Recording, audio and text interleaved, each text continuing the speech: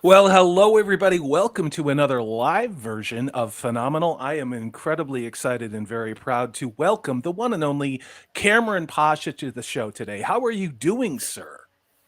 I'm doing great, and I'm honored and delighted to be back. It's fantastic to see you. I am, as ever, accompanied by the lovely, the amazing, and intelligent Purple Valkyrie. How are you doing? I'm doing very well. It's so good to get to talk to Cameron again. Really missed you. I miss you especially on Twitter.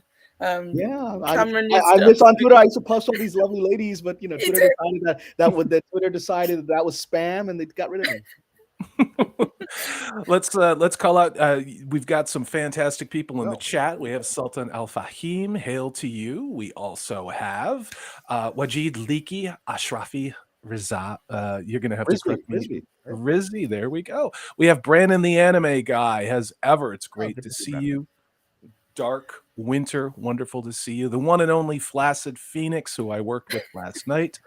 Channel member, Doviende Setovius again. And of course, let's see who else. I just don't want to miss anybody. We have Hard Light too. People are sharing all of their experiences in the chat, you guys. That's great. Hail I'm to seeing you, some of those Hard scroll. Light. So let's get right into this. Also, let me just call out somebody because there we go. We've got Daryl the Derelict as well.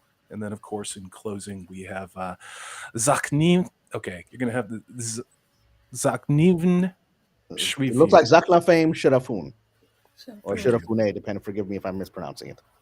So, thanks everybody for showing up today. We wanted to cover all things related to UFOs. We are only going to be about doing this an hour, but some very interesting things happened in the past week or two around the United States government again seeming to admit that there is unidentified aerial phenomena, as they call it, or UFOs, as I think the rest of us call it. And what I wanted to do was bring on Kamran Pasha, who, from what I understand, you, sir, have had your own personal experiences with such phenomena. I Mhm. know I have in Purple Valkyrie as well. Before we get into some of the hard data and metrics, Cameron, what was your UFO experience? Where did it happen? Just, maybe just sort of give us a sense of where Sure. you're at with your belief in this. Well, I've always been fascinated. Anybody's followed me on other channels. I've always been fascinated with the paranormal. I'm a big Bigfoot guy. I'm all into all these things, right? And I've been obsessed with UFOs since I was a little kid. I remember having a little book on UFOs as maybe 7 or 8 year old kid, right? And I would sit up in my little apartment in Brooklyn, looking out at night, looking for them. And I Mm. remember once excitedly thinking I saw a saucer thing that what it was just was a spotlight.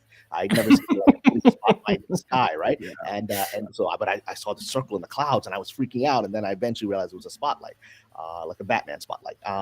But so I mean, I've been on many interesting adventures. I go on ghost hunts. I've seen interesting paranormal phenomena with my own eyes. But I reached that stage Mhm.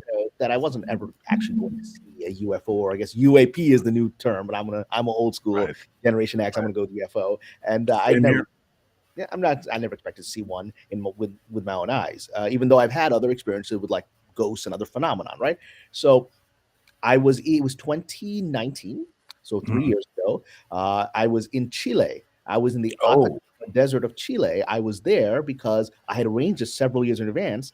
There was a solar eclipse that was going to go straight through Chile, through the Atacama Desert. And so, there are eclipse tours that you can arrange because they obviously they can predict exactly where eclipses are going to take place.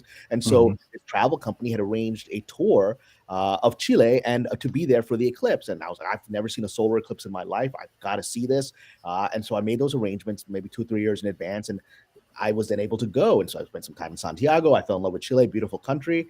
And then we went out to the desert the afternoon that the eclipse was supposed to happen, and it was a wondrous event. I've never seen anything like it.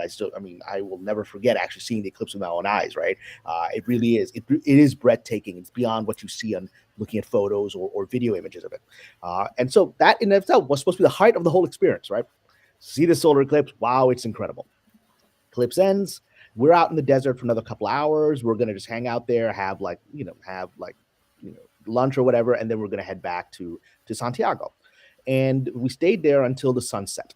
And then everyone's on the and this is just it's out in the desert, right? So it's like 30 of us that are out in the middle of the desert at this site that was good for the eclipse viewing.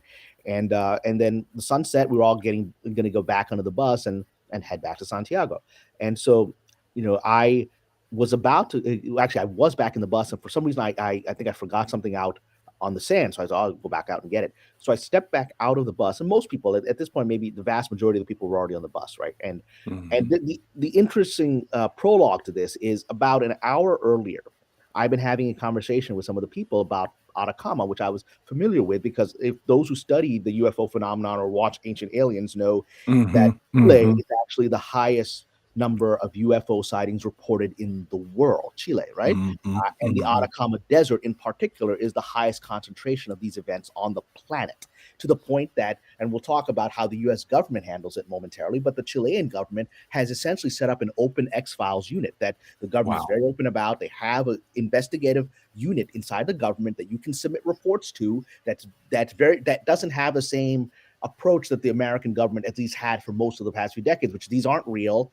Let's get these reports, represent them to the world as that's just swamp gas or whatever, and make it go away. Their thing is, we want to hear from you, from their populace, because it's so common for the populace, and the populace is afraid of it, and they're nervous. Well, what is this thing? So they've set this government agency up, and I was talking to one of the Eclipse travelers with me.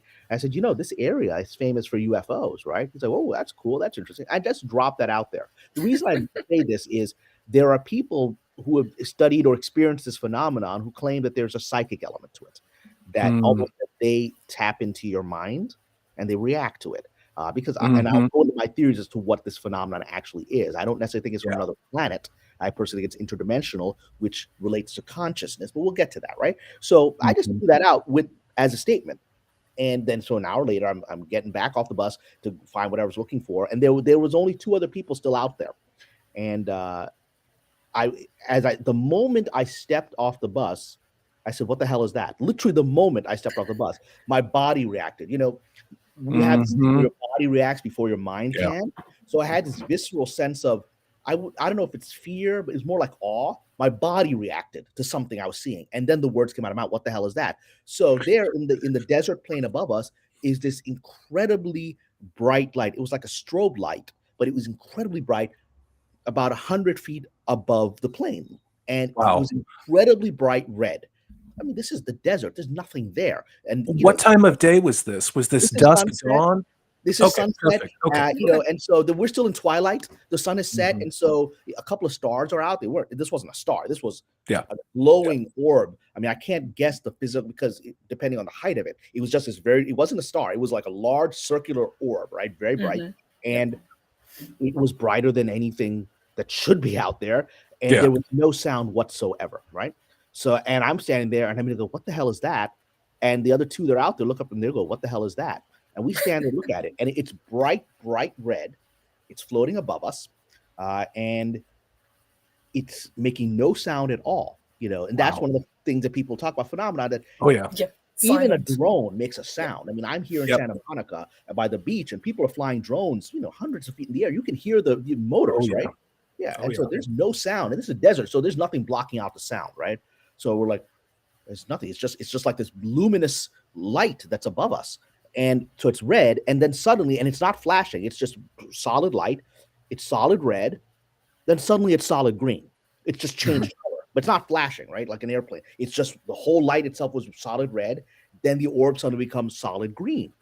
And we're like, what? So we're staring at this, and there was a man and a woman with me.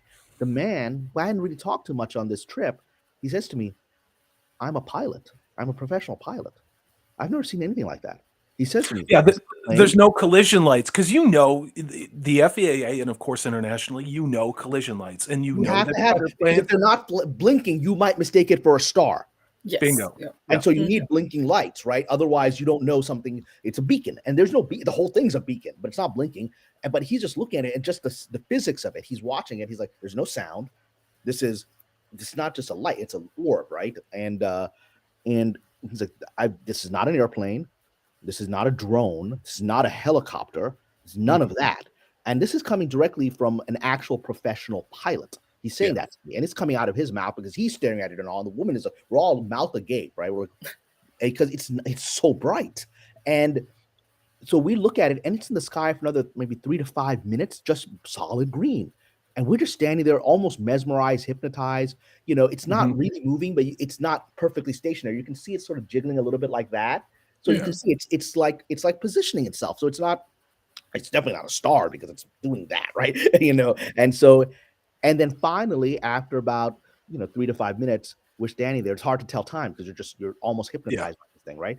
And so I'm staring at it, and then suddenly it's bright red again. So it's changed color again in full without blinking, right? So it's bright red, and then it does this movement in the sky. So it's above us, and it starts moving like this. It moves parallel to us, and then suddenly plunges like in an arc down towards the earth. So it's plummeting down towards the desert in front of us. We're watching it. We're like, this is going to crash, right? And so maybe about 30 feet or so, just before it hits the ground, boom, lights gone. Wow. And there's no That sound. sounds interdimensional. That Yeah, sounds. and there's no blink impact. sound. I mean, if it's a drone that's lost its power, you hear it hit the ground. Yeah. You hear something. You'd see dust, right? It just disappears. And we're staring at this in wonder. We're like, what the hell? Yeah. And we're just staring at this thing. Where's it gone? The desert is flat plain in front of us. There's nothing there. And then the bus driver comes out. And, there's not, as I learned, there's not much of an indigenous, native Chilean population anymore there, and so it's not like other parts of South America where there's a very distinct, like Peru, where there's a very ancient lineage of the native tradition still there, right? But there are some, and this gentleman was from that indigenous Chilean heritage, right? So he comes out, the bus driver comes out, and he's like, these three people having I got to get back to Santiago. Why are these three out there in the desert? He comes out, he's like, what's up? Is everything all right? Get on the bus, right? And we're like, we just saw this light that was floating. We just were staring at him. And the bus driver goes, oh yeah, those are the UFOs. My people have seen them for centuries. So the bus driver says, he's like, in this area, you see those things all the time, right? Yeah. Nothing to see here. Yeah. Yeah, he's like, oh, I've heard. I mean, this is hundreds of years old. My people know this. So we get back on the bus, and I'm excitedly telling people, and and we're being mocked. The guy sitting in front of me on the bus, it was this arrogant professor type who's like, oh yeah, I'm sure you saw a UFO, right? Yeah, and throughout we were there for several more days, seeing the rest of Chile. He would come up to me and mock me. It, obviously disturbed him enough that I'd mess with his paradigm that he wouldn't leave it alone. He would come up to me, we'd walk. Isn't that funny? Isn't that It funny really how people in those positions of authority are threatened when confronted with something that doesn't validate their power structure or puts them in a place where they feel like I'm suddenly not the most important thing in the food chain. It's Correct. And I fascinating. don't have an answer for this. And this guy's, both of my sisters are professors, but I have critiques of academia, and there's this arrogance in academia of believing that their paradigm explains everything. So I said, well, this area, the Chilean government has all this, this X-Files unit that looks for this. And he laughs at that. I'm like, all right. So I pull up on my phone. My regret was this. My phone, I guess it was meant to be, my phone had run out of battery because I spent the whole time taping. So I wasn't able to videotape it. My phone was out of battery and I'm in the desert. I couldn't recharge it. So when eventually I was able to recharge my phone, I showed him, and I pulled up an article talking about the Chilean government's UFO program. And he wouldn't read the article. He took one look at it because the link was to Fox News. He's like, well, Fox News. There you go. There you go. I was like, so you're not going to read this? This article is just a translation of the Chilean newspaper. That's all. He's like, well, it's Fox News. I mean, and he laughed. Wow. And he kept bugging me the whole trip. Like every time an airplane would fly over, there's your UFO, Cameron. And I mean, this was just this really rattled this guy, and he wouldn't let it go because the other two were all like, look, we know what we saw. And but others on the trip were fascinated by this. And so when we drove back to San Diego, it's like an hour and a half drive from the desert. We passed by a little native indigenous village, right? Like a small indigenous population. We stopped there for rest stop, and they're selling souvenirs and trinkets there in the little shop in the village.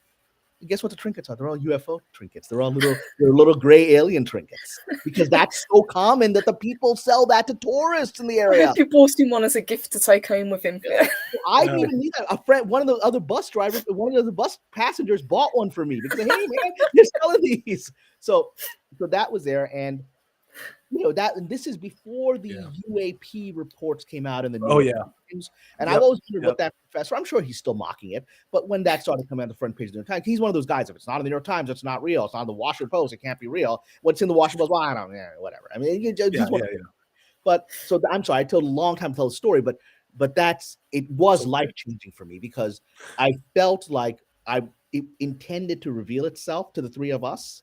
It felt like a personal experience, and it felt like I had summoned it by talking about it, which we'll get into the psychological element, Yeah. the human We consciousness interacts with these things.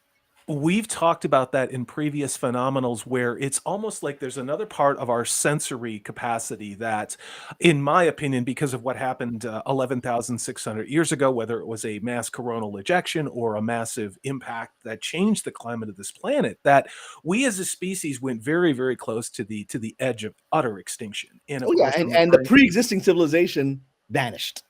Yeah, That's Graham out of Hancock, historical record. straight out of Graham Hancock, brother. Yeah, in Randall Carlson too. You can look at the ice sheets. This isn't woo-woo. There's no tinfoil hat. Something happened. What that is debatable. I admit that. But I think we as a species had to reboot. And because of that, we essentially had to de-evolve to become survivors. Yeah. Now, who knows what senses we could have had and used at that time, which are still hardwired into our brain because, and I have this conversation with people all the time. I forget what percentage of our actual brain capacity we use. Is it Well, the 3%? standard word is 10%. I mean, the number floats around, but the idea is we're not using our full capacity. Yes. So what else is there? It seems there's a hell of a lot more receptors or capacity or the ability to see and sense things. And then we can call it intuition. We can call it a sixth sense, but it's there.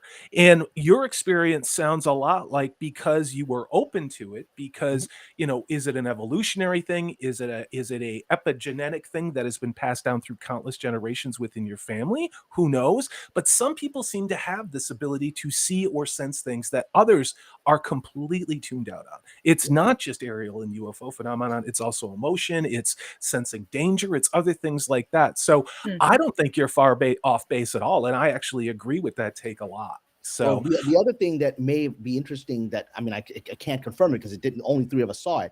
Would the others have seen it? Even standing out question. There. Yeah. And because there are reports of people seeing UFOs, large triangular shaped UFOs with over Central Park, and then turning to the person next to them was like, "Oh my God, what is that?" They're like, "There's nothing there." It's the same thing though with if we're honest about it, what's happened in the last couple of years. Why do some people see some things and why do some people see patterns and have the ability to discern, and other people are all too willing to not see it, in my opinion, because that's what it feels like. It feels like they don't want to see it, so they'll block it out. Their consciousness blocks it out. It's too There's that very famous story that's recorded in Columbus's logs when he first touched base in the West Indies. And he was able to communicate with the indigenous people and ask them, well, what did you think about these massive ships coming in to your harbor? Because they only had canoes and nothing like this. And the response was, well, we didn't see them. They couldn't register it. It wasn't part of their worldview. And it's the same. So the shaman sensed something was up. He saw the water was reacting a strange way, but he couldn't see it himself. So the shaman meditated, and eventually the veil lifted and he could see the ships approaching the shore. And then he brought out the tribe and touched their foreheads and removed the psychogenetic veil from them, and then they could see it. But literally it was outside their paradigm of what is possible, so their brains covered it up to keep their sanity.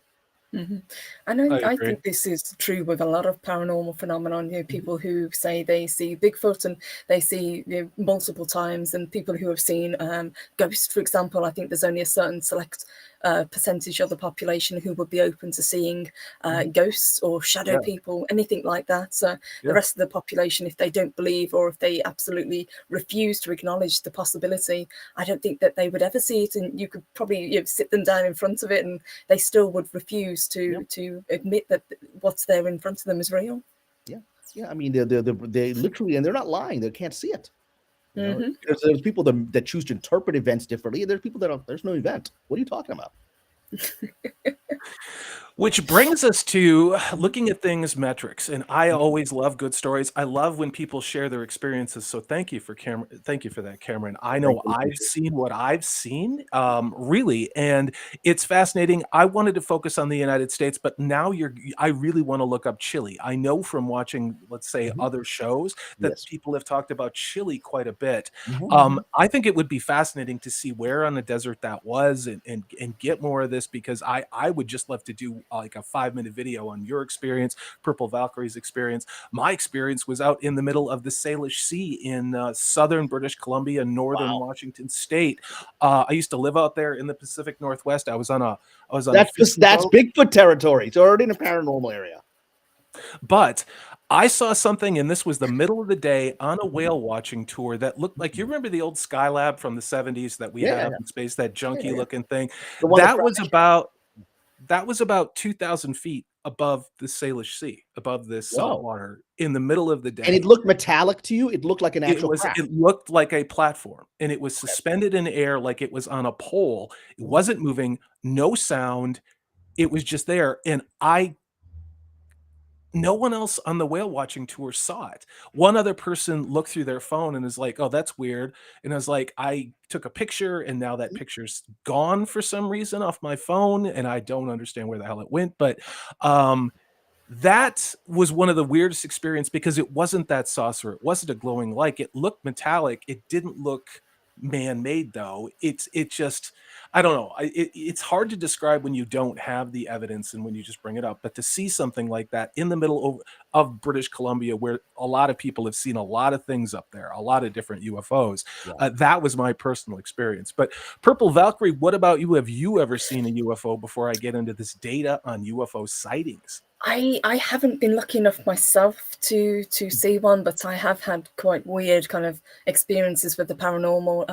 I've witnessed kind of cryptids. The one that I saw, the one that I saw was known as the Beast of Bodmin Moor. So it's this supposedly supernatural huge black cat that stalks the moors. So you've seen the UK black cats, which I've studied. That's a very specific phenomenon, and it's really scary. Yeah. It was eerie, and people say, well, maybe it was a dog, maybe it was something else. No, this was definitely a very you gotta describe this. I've never met anyone that's actually seen one of the black cats of the UK countryside. We're gonna do a show on it. She has amazing evidence, dude. But yeah, go ahead and tell them. It's so exciting. Yeah, absolutely. Well, it was probably about 17 years ago. We were driving towards Cornwall. It was passing by a hedgerow, and it just passed in front of the car. About 200 yards ahead of the lane. It was clearly a very, very big black cat. It wasn't a domestic cat. The hair was a lot longer. It was a lot shaggier. The tail was very long and curled at the tip, and it was kind of hunched over. You know, the way the cats stalk.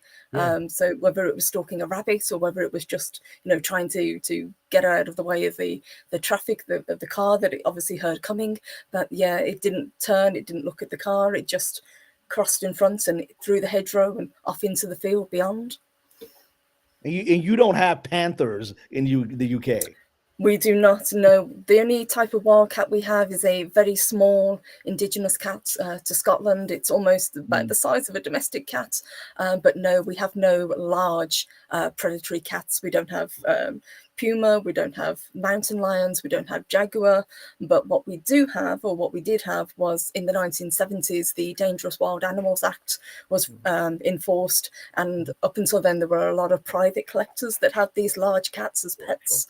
And it's believed that a lot of them got released into the countryside when they could no longer either keep them legally or had to go through the hassle of proving that they could house them properly and go through the getting the license. So they have a private zoo and they just release these things. Exactly. Yeah. Yeah, but I mean, that doesn't explain. People have claimed some Bigfoot sightings or somebody at a private zoo of it. They've released their orangutan. I'm like, how many orangutans are running around? That's not an orangutan, man. That is not. Yeah, I mean, having lived in very, very rural Washington State, I'm not talking Seattle. I'm talking 3 hours west, where there's nothing out there, and I chose it deliberately. There's a lot of stuff in that woods, and it's not bears, and it's not just the Roosevelt elk or the deer. You can feel it too. And there actually have been UFO sightings those are reported by the indigenous people who live out there on the far, far West Coast. So this isn't just a bunch of crazy white people making stuff up. These go back through oral traditions from the indigenous people that have been there for a very long time. Well, and I'm going to make a comment. I think European cultures in the last century have become, in their effort to what they thought was embracing the Enlightenment, have disconnected from their own historical experience of paranormal phenomena. Agreed. So you have to rely on traditional cultures that were often seen as inferior. I mean, that's why they have all the knowledge of Sasquatch and of UFOs. They have hundreds of years of documentation that they don't disrespect, whereas we disrespect our own heritage. I agree. And the other part too is with a lot of these indigenous cultures, they used oral tradition and story and metaphor to explain great catastrophic events, especially having lived in Washington state. The sort of, you have the symbolism of the eagle and the whale. Now, the whale symbolized that massive tsunami, which was recorded in Japanese data, which wiped out virtually all of the coastal tribes on Western Washington. They had no way of explaining why this 200-foot wall of water killed all their people and erased all of these villages off the map. Of course, the only thing they could go with is the symbol of the whale.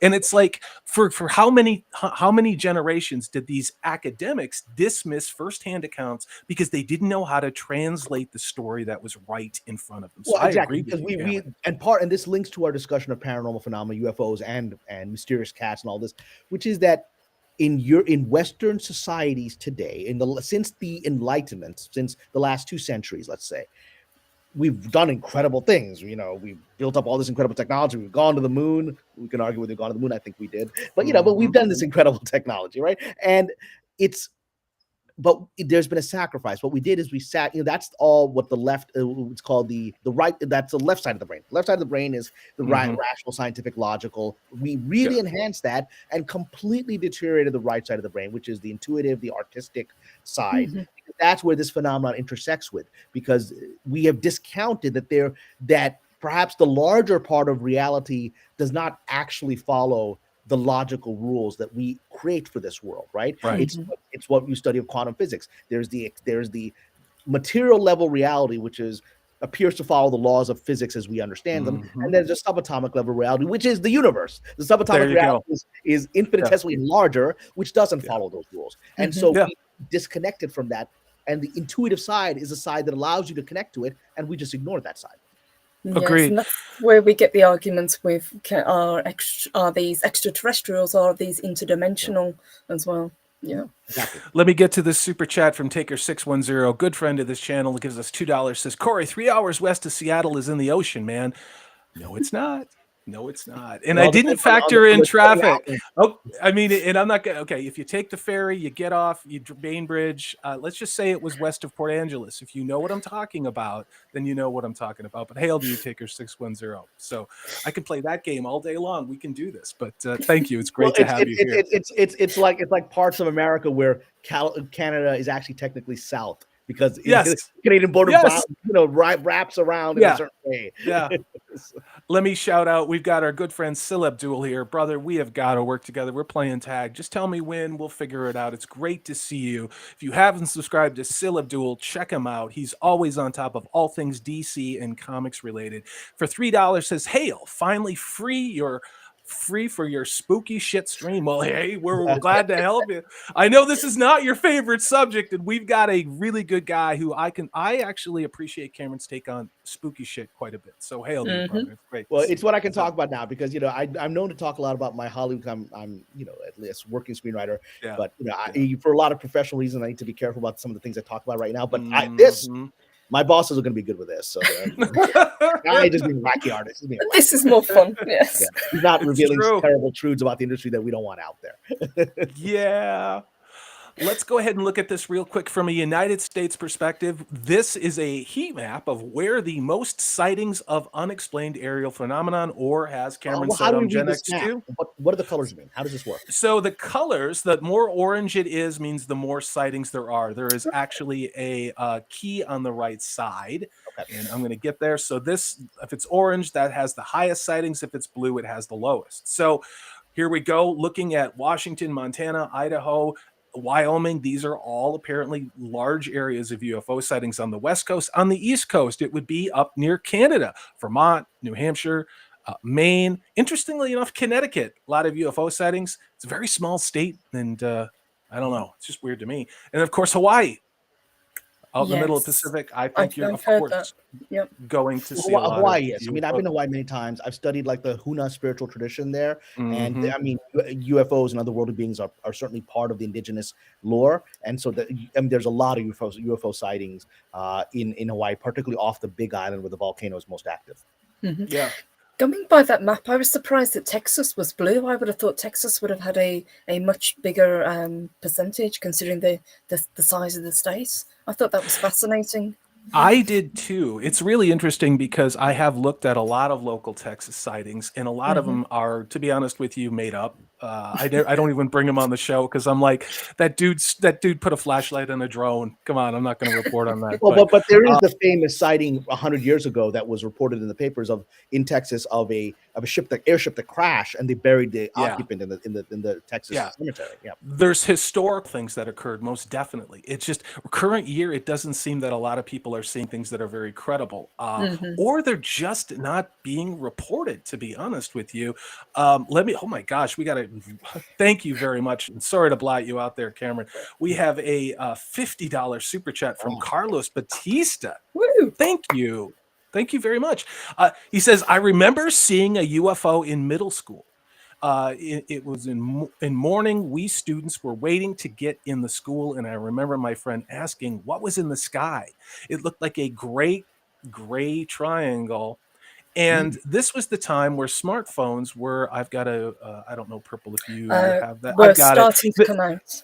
Yeah, so this was probably the late 90s. So yeah, I remember when cell phones came out. I was in my 20s. But Carlos Batista, there's a lot of interest. Where were you located when you saw this? I would love to hear that. What country? What time of day was it? Because this gray triangle, this phenomena, I see a lot around Mexico City and other Latin American and even New Mexico as well. There seems to be this sort of style or ship design that seems to be very geographically current.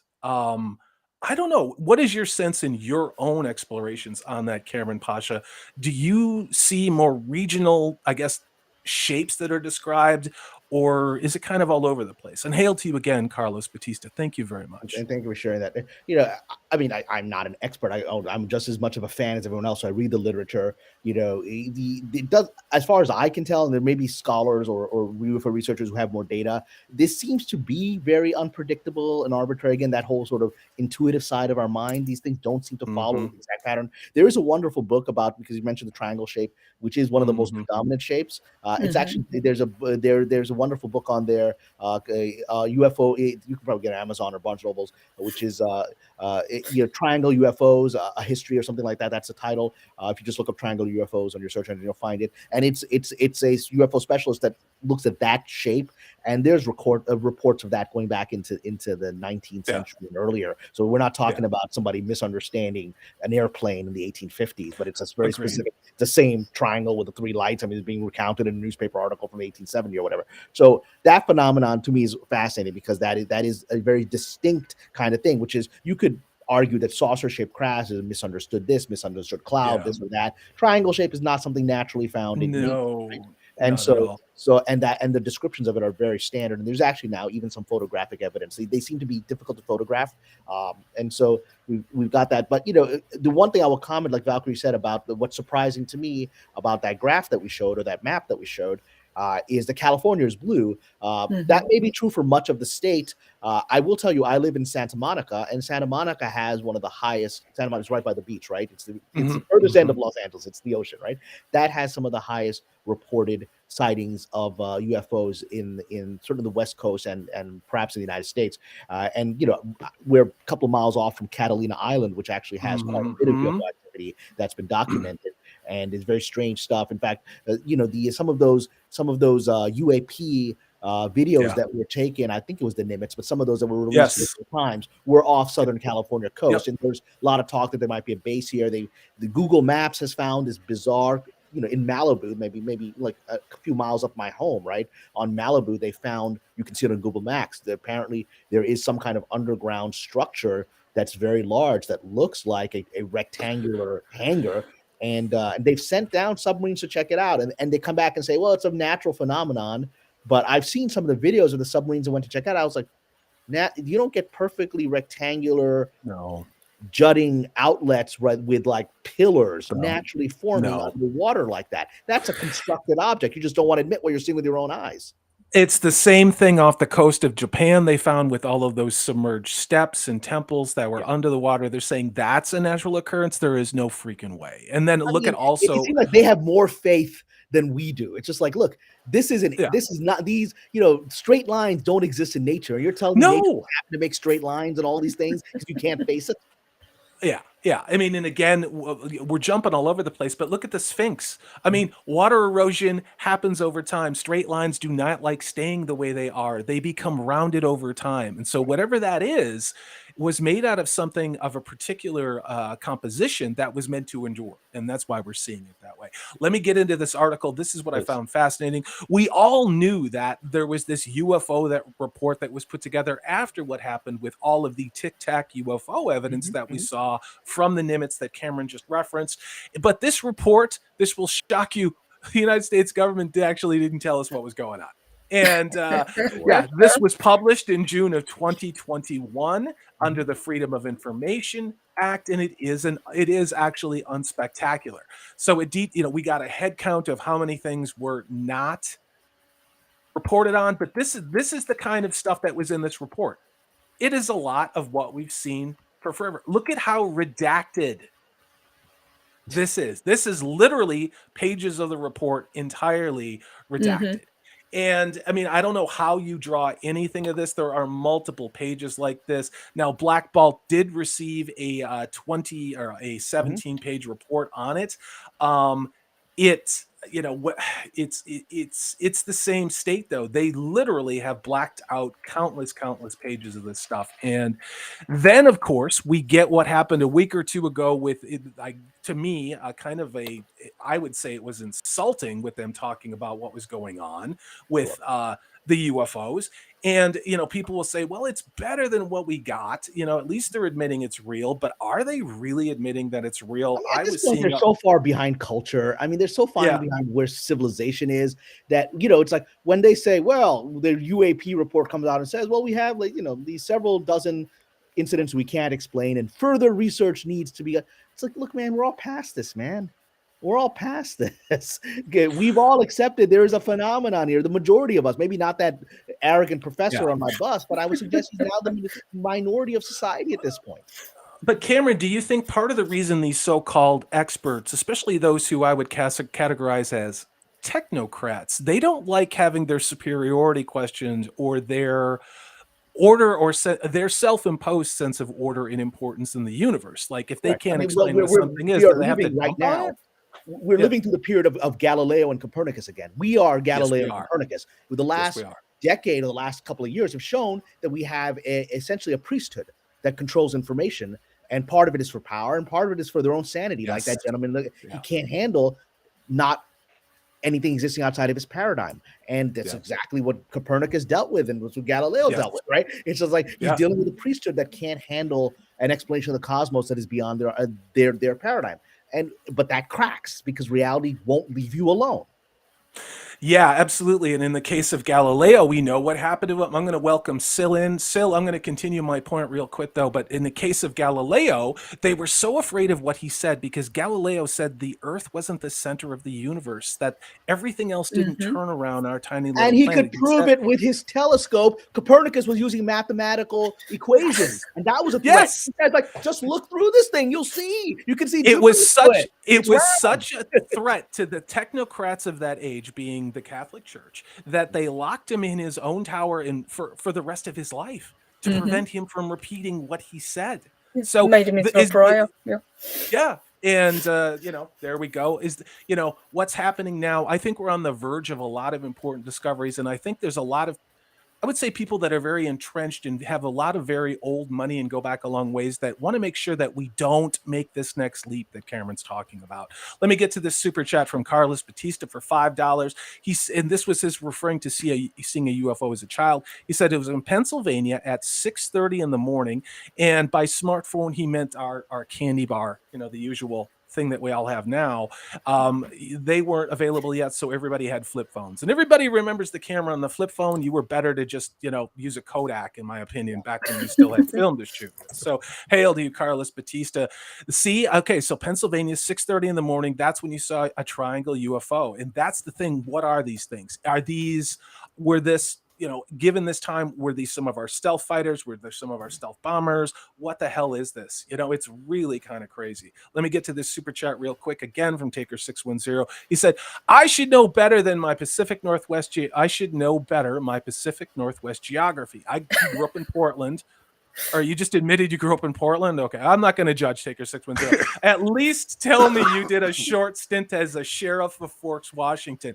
If I had a daughter, she would never date a vampire, but I know where you're going with that, Taker610. So I used to spend a lot of time in Forks. I'm not going to lie, and I would go out beyond Forks to Kalaloch and then way out to Pacific Beach and places where there's really nobody, especially out in that national forest where if Bigfoot is anywhere, he's out there. Let's be really honest about it. Let me welcome, not Bigfoot, but Sil Abdul to our live stream today. How are you doing, man? Great to see you. What's up, man? First, this is a very smart conversation. Like, my God, I came in to all these big words that you and Pasha's using. But shout out to you, Salty. And I told you I wanted to get on this beautiful panel one day, sir. There you go. So thank you, yeah. And Pasha here. Shout out to you. We real quick, Pasha. We kind of in the same. I don't think we've met before. Mutual circle. Abu Naz. I'm really cool with him. I saw you on his channel and Midnight's Edge. So we're in good company. So it's any friend of Abu Naz is a friend of mine. It's what a delight. There we go. Automatic. And Purple, you already know. Me and Purple cause chaos. So shout out to everybody.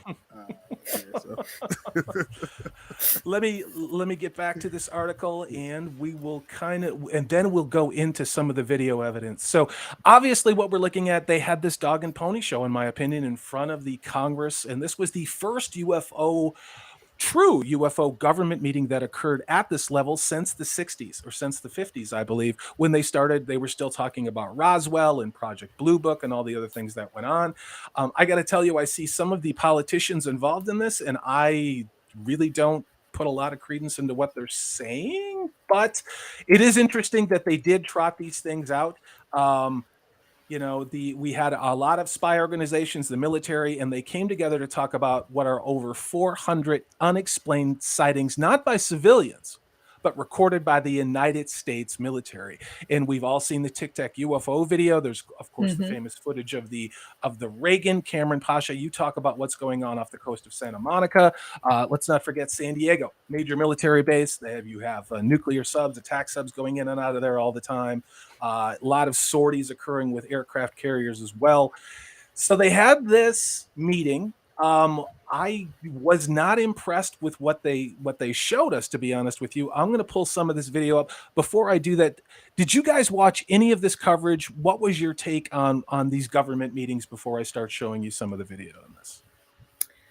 Yes, I watched some of it, and as you say, it was very light on information that they were actually. It's like they were implying that they were giving us all this, fantastic explanations, and they're declassifying all these amazing things that people have witnessed. And when you really kind of broke it down, they didn't really give us a lot at all to work with. No. I think Cameron said it correctly right at the beginning. They're never going to give us the real stuff, the real things that we want to know. They're just kind of drip feeding people just little bits of information at the moment, but it is interesting to see what's being released. Absolutely. Well, I didn't watch those things because I know they're I've always known that this, anything that's coming out is at best diluted, at best. So, and so when people were shocked when the final UAP report that had been talked about for months came out, it's just like, this 5-page thing that basically says more research is needed. Yeah, we just need more money. We need more funding. We need more funding to then produce another report to tell you we need more funding. That's pretty much what we're talking. I did work in the federal government in the defense industry, and I can tell you that's really what it's all about. This is some of the footage that they showed. And let's take a look at it if I can do this. I am running this at half speed. I'm just taking all this in. I'm taking the red pill, just taking it all in. So it's really what they showed. Again, this is, it looks like somebody threw a balled up silver chewing gun wrapper out a plane window. That's pretty much what they're saying was a UFO. And you got to tell me, out of the 400 sightings that they have, that's all they got. Look at this. You can see the warning collision lights on what appear to be a drone. This is what they showed at the UFO Senate hearing. There's nothing to this. To me it was incredibly insulting, and I don't know, guys. This is it. This was their big dog and pony show. I've got a better video now. This one I think is compelling. That was it? No, yeah, that's what I'm talking about. Okay. Oh wait. The daddy's got more here. Hold on a second now. So hold on. Wait, and I just bounced it. There we go. So here we go. So this is what they tried to show. This was what went by a plane, or I believe that this F-18 flew by this thing hauling ass, and they're running it through a series of spectrums. It is essentially a mylar silver looking orb, which this is what they're claiming is potentially an unidentified aerial phenomenon. I thought this was an F-18 streaking past a target balloon. That's what I thought this was, or some type of sensor balloon. You know, I mean, that's the kind of footage they're going to release, because that can. My professor in the bus would be like, "Well, that's what that is, right?" So that's it. So a nothing burger. Yeah, and look at that. That's a mylar balloon. You can get that at the florist. It says "Happy Birthday" on it. They're going to tell me that's a freaking UFO. You've got people like Kamran Pasha seeing credible things. Me seeing credible things in British Columbia. Countless people around the planet, especially people in New Mexico, people in Arizona, who constantly have these swarms of lights and other phenomena that are out there, and this is what they show. I guess we shouldn't be surprised, especially by this current administration, and I don't care who that upsets. But guys, I really hope that maybe we'd get something, but I guess I'm not exactly surprised. No, you got to keep the Area 51 alive, so bureaucratic red tape and all the above. With that. Yes. Yeah. I mean, do you guys think that they're slowly releasing these, non-stories to kind of keep the population satisfied? Because we've covered several stories of people, very credible witnesses, people that have worked on submarines, people who've worked on battleships, who have seen these things. They've seen them come out of the water. They've seen them keep track with the ships that they're on. These are really credible witnesses, very people that really aren't going to lie to just to get some attention. Yeah, I mean, there definitely is this element of managing sort of public consciousness about it, because again, keeping in mind that there will always be the professor in the bus, right? They've got to be able to feed that, sort of keep the level of consciousness down to that level, release things that are pretty mediocre footage, easily explained away stuff, and in order to just keep that element of society satisfied.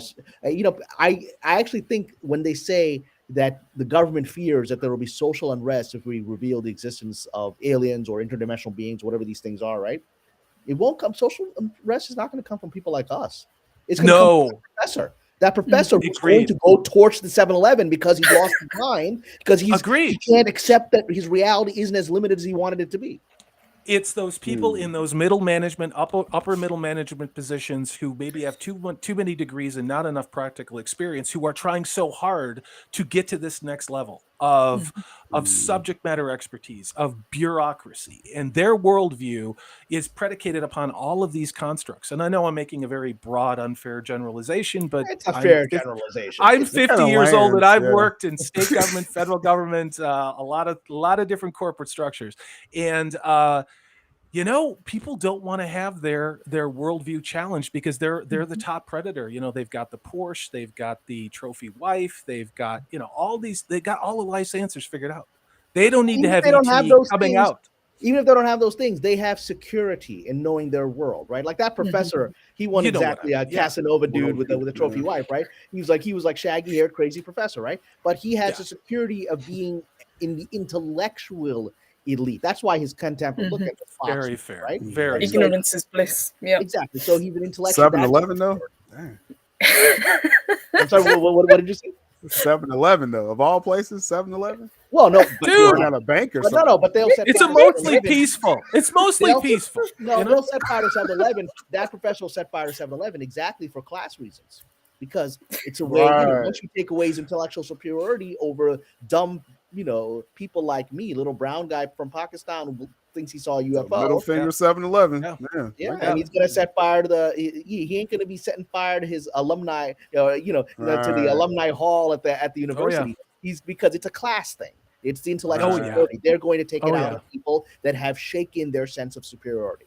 And then watch out for those quickie marks out there. Yeah, I mean, but Cameron, I think you raise a really good point that I think there is probably a lot more evidence out there than we even know about. But because these people want to maintain their control or have these illusions of being better than, being more than us, and not just more than us at an intellectual level, but them having more value by their existence versus someone else. And I think we're seeing that in a lot of ways right now. Just going to say that there's something going on in Europe and involving people who seem to know, they think that we need to eat bugs. And apparently we all need to go back to living in the third world and live under communism, except them. We need to eat bugs. We need to eat bugs, except them, right? And so, there's only, we don't have to get into politics here, but the politics is very simple.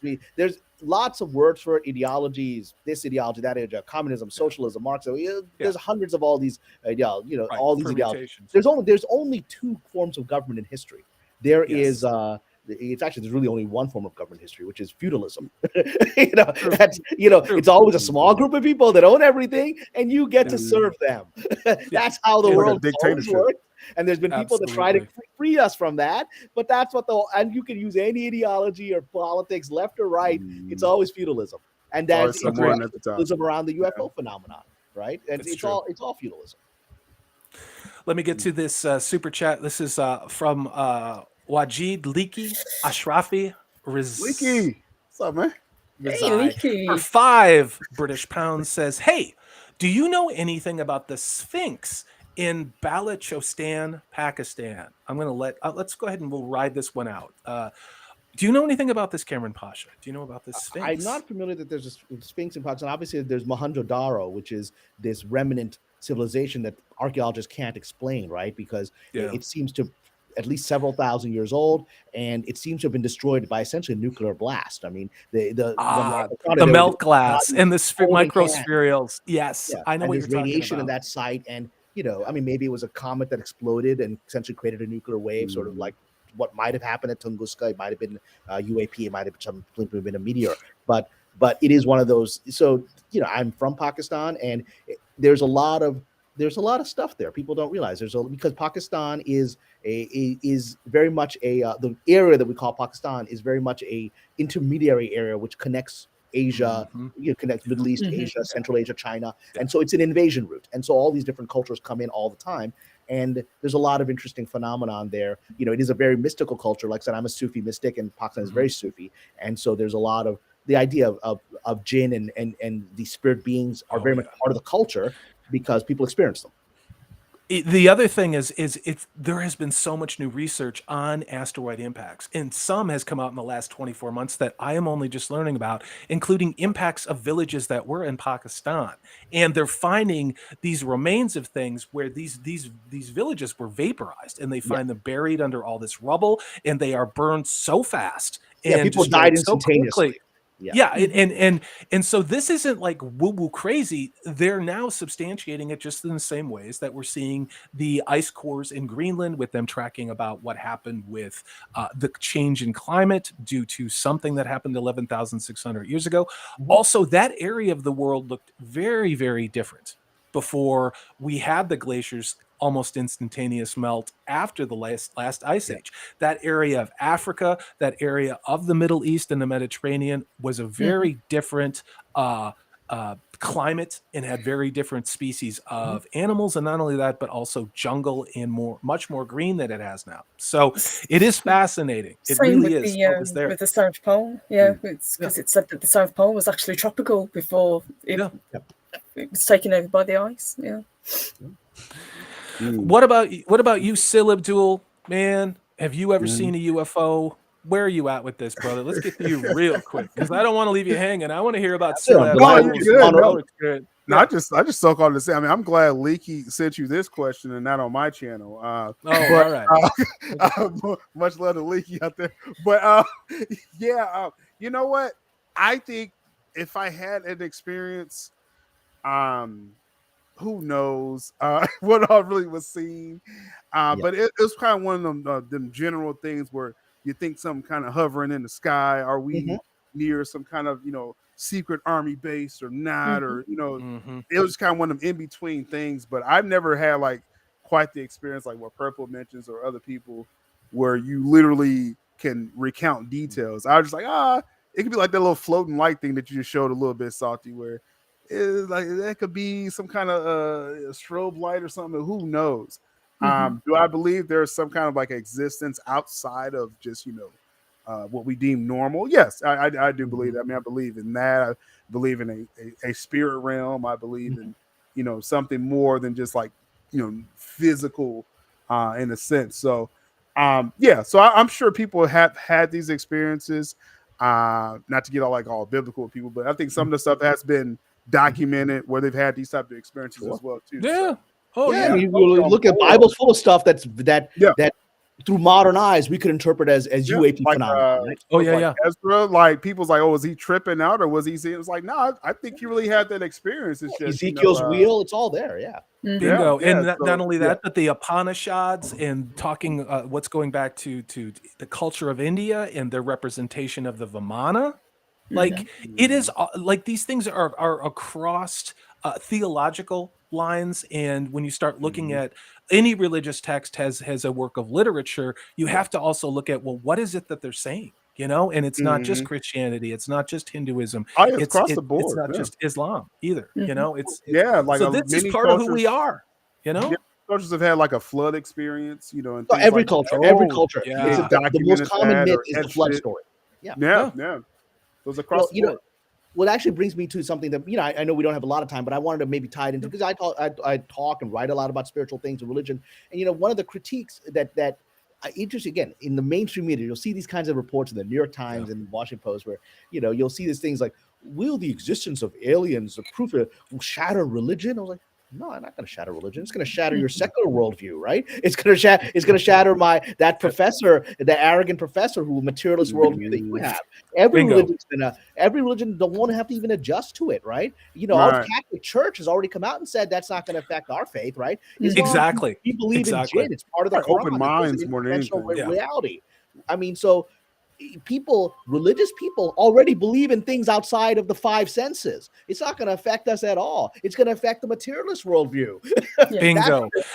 It's going to shake the world of those profound atheists or those without any type of, I would say, a belief system that there is more than they are, that there's more to this moment right now in front of us. And we see that every day on social media where people can't even look up from their phone if they're challenged by what's going on. Imagine if they looked up in the sky and they actually saw what was going on. What would it do to those people? And I think belief and having a belief that you are part of a system and you are part of a much bigger world and universe, I think is a lot better way to be alive as a human being than the world exists only for you and your whims, And you're right. That professor worldview that you talked about.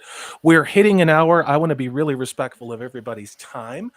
Let's go ahead and start with Sil. Are you going to bounce, brother? Or let's go ahead and shout out your channel before we have you split. Is still there? Or did you take a break? I think we lost Sil. That's okay. Purple Valkyrie, what do you got going on? I mean, besides you and I making a lot of woo-woo videos, what else? Yes, I absolutely love getting to cover anything paranormal. So this is absolutely perfect. So first of all, thank you to Kamran for being so gracious to join us today. Absolutely love this. Yep, tomorrow I'd love to keep talking about this. There's no end to the topics when it comes to this phenomenon. We would love to talk ghosts with you in the future. I want to talk Graham Hancock with you, brother, because I think absolutely we would have one hell of a good conversation. No, absolutely. And I've been to the pyramids, I've been to the Sphinx, and and I've seen the weather damage, the rain damage, of the water damage on the Sphinx with my own eyes. And so, I mean, the story that we've told ourselves about the history of this world is just a modern fairy tale. Agreed. Agreed. And our ancient traditions know the world is the history is a lot more complex than the official narrative of that. Of society right now, which is just not based on anything. It's based on wishful thinking of what the past was. Agreed.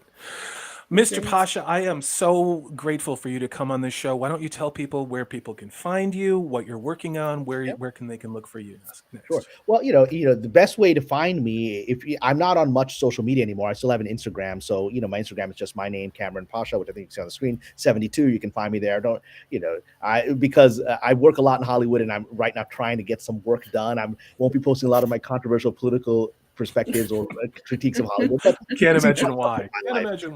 Yeah. But and I just threw in the private chat, there's a link to my Patreon, which is actually the best way to communicate with me. I've got a thankfully very successful Patreon, where I do talk about my personal views on everything, because people have to subscribe. And then as a result, it's a private network. And I talk about my views of things that are happening in Hollywood, things that are happening politically. And you can communicate directly with me there. And, I'm a screenwriter professionally as well as a novelist. I'll show you, I got a couple of novels here. One of my novels, Mother of the Believers. Yes. That one, I'm really interested in reading that one. I really am. Yeah. The second one is The Shadow of the Swords and Crusades. They're both historical novels. One, Mother of the Believers, is about the birth of Islam from the point of view of the prophet's wife. So it's a woman's point of view about the birth of this religion. And The Shadow of the Swords is a novel on the Third Crusade between Valkyrie's great ancestor, Richard the Lionheart, and my great ancestor, Muslim King Saladin.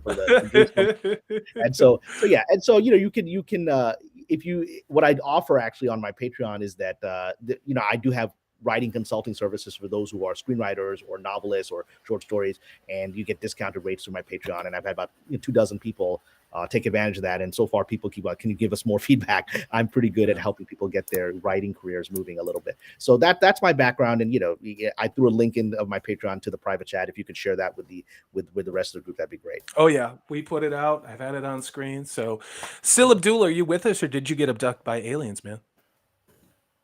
He's in another dimension. I think we lost Sil. Oh, well, that's it was okay. a pleasure connecting with him. I hope I see him again. Yeah. Mr. Pasha, Kamran, this is fantastic. I would absolutely love to talk more woo-woo with you. The hour flew by. We barely covered a few things, but that's what's great is when you meet other people who have a shared interest in this, and we're not an echo chamber. I mean, we've all had our experiences. There are things that resonate us, but it's just fantastic when you find someone who also looks at the universe as a much larger place than just what's in front of them on a cell phone. So this has been a real joy. Thank you, sir. So, what a delight to talk. And it was always wonderful to see you. And we actually got through this stream without being interrupted, unlike last time where we did. I was mentioned Star Wars and Lucasfilm. You were pulling that, right? It felt like that. You showed those blotted out documents, those edited documents. That felt like our stream. Every time I would mention, I'm going to go black now. Yeah. I am boycotting all things Disney Marvel and all things Star Wars. That's all I'm going to say on that. Everybody in chat, thank you so much for being here. If you haven't, please, again, check out Kamran Pasha's work. Fantastic author on his own website. Also, please check out his Patreon. Just again, this has been a real joy. Everybody, I hope you have a great rest of the week. We're almost to the weekend. I'm going to go back to Johnny Depp trial now. I'm going to go watch. I know. We're going to get him out of here. So everybody, you have a great time. See you next time on Phenomenal. Have a good Take care.